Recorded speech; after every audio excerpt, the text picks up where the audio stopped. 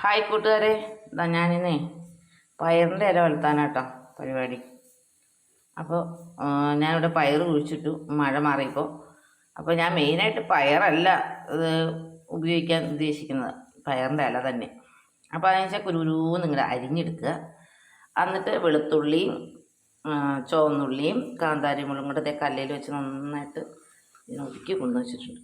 ഒരു 10 ചുവന്നുള്ളി, കുറച്ച് കാന്താരി മുളക്, കുറച്ച് വെളുത്തുള്ളി, ഇനി പിന്നെ കുറച്ച് തേങ്ങ. ഇതുണ്ട് തേങ്ങ, ഉപ്പ് ഇത് ചേർത്ത് നന്നായിട്ട് കൈകൊണ്ട് ഞൊരണ്ടി അങ്ങോട്ട് വയ്ക്കുക. അരമണിക്കൂർ ഇവിടെ ഇരിക്കട്ടെ.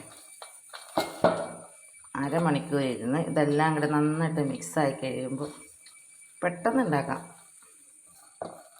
ഇങ്ങനെ നന്നായിട്ട് ഞൊരണ്ടി രാമശ്ശേരി ഇഡ്ഡലി ഉണ്ടാക്കിയപ്പോൾ എനിക്ക് ആ ഇഡ്ഡലി ഉണ്ടാക്കുന്നത് മാത്രമേ ഇഷ്ടമുള്ളൂ. നല്ല സുഖം ഉണ്ടാക്കാൻ 2 ഉണ്ടാക്കിയാൽ മതി. അപ്പോൾ ഇതിങ്ങനെ ഞൊരണ്ടി ഒരു അരമണിക്കൂർ ഇരിക്കട്ടെ കേട്ടോ. എന്നിട്ട് ഉണ്ടാക്കണമെന്ന് കാണിച്ചാൽ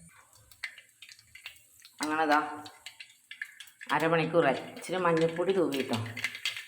ഒരു ഉരുളി അടുപ്പത്ത് വെച്ചു, കടുക് പൊട്ടട്ടെ കേട്ടോ. പിന്നെ ഈ പയറിൻ്റെ ഇല വളർത്തുമ്പോൾ, ഇലക്കറി വളർത്തുമ്പോൾ ഒരിക്കലും മൂടി വെച്ച് വേവിക്കണ്ടാട്ടോ. കാരണം അത് ഇങ്ങനെ ഒട്ടിപ്പിടിക്കുകയൊക്കെ ചെയ്യും. മറ്റേന്നിങ്ങനെ ഒലർന്ന് ഇളക്കിക്കൊണ്ടേ ഇരിക്കും.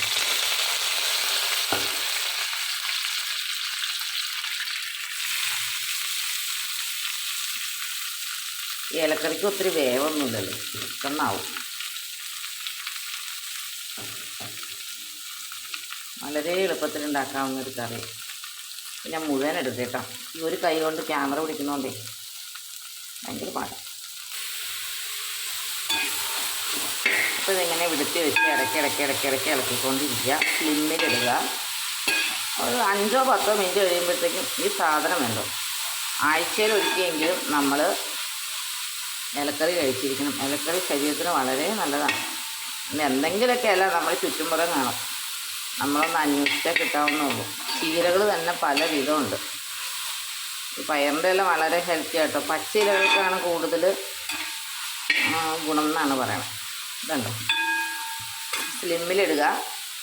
ഒരു 5 മിനിറ്റ് കഴിയുമ്പോൾ ഓഫ് ചെയ്യുക. മൂടി വയ്ക്കണ്ട കേട്ടോ, അപ്പോൾ കുഴഞ്ഞു പിടിക്കും.